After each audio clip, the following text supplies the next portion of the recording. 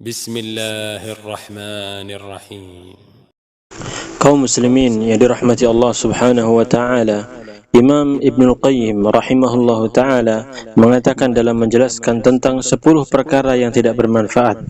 Beliau berkata, ada 10 perkara yang termasuk ke dalam kategori sia-sia dan sama sekali tidak bermanfaat. Yaitu yang pertama, ilmu yang tidak diamalkan. Yang kedua, amal yang tidak ikhlas dan tidak mengikuti contoh Rasulullah sallallahu alaihi wasallam. Yang ketiga, harta yang tidak diinfakkan.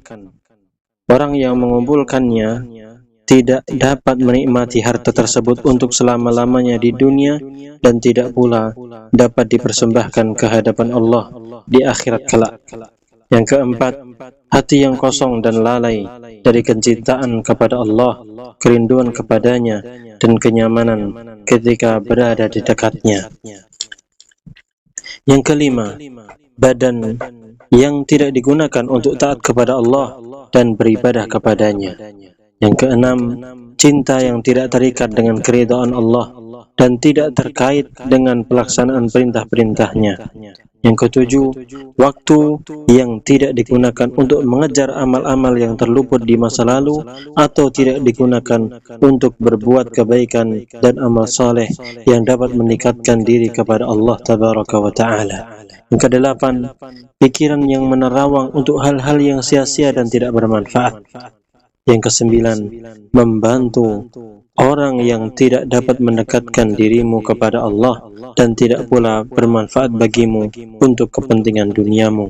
Yang kesepuluh, takut dan mengharap kepada makhluk yang ubun-ubunnya berada di tangan Allah dan tertawan dalam genggamannya, yang tidak kuasa menolak bahaya atas dirinya, tidak pula memberikan manfaat, tidak berkuasa mematikan, menghidupkan, serta tidak kuasa pula untuk membangkitkan manusia di akhirat.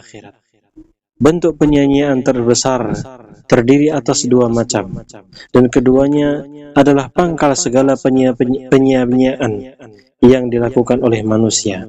Pertama adalah menyia-nyiakan hati, dan kedua adalah menyia-nyiakan waktu. Penyia-nyiaan hati muncul akibat mengutamakan dunia daripada akhirat, sedangkan menyia-nyiakan waktu muncul akibat larut dalam angan-angan.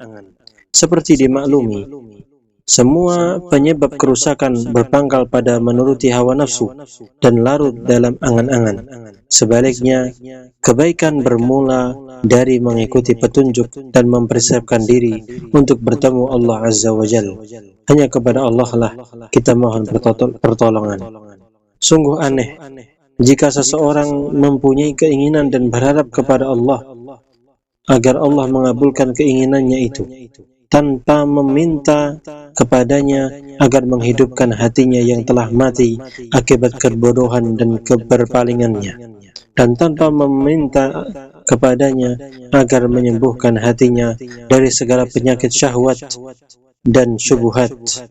Padahal apabila hati manusia telah mati, niscaya ia tidak akan lagi merasa atau menyadari bahwa dirinya telah berbuat maksiat kepada Allah Subhanahu wa Ta'ala. Disebutkan dalam Fawaidul Fawaid halaman 384 dan 385. Penjelasan beliau ini rahimahullah ta'ala, ini beliau ringkas dari dalil-dalil dari Al-Quran dan As-Sunnah berdasarkan pemahaman salafus salih. Beliau rahimahullah ta'ala menyimpulkan bahwa yang banyak disia-siakan oleh manusia adalah hati dan waktu.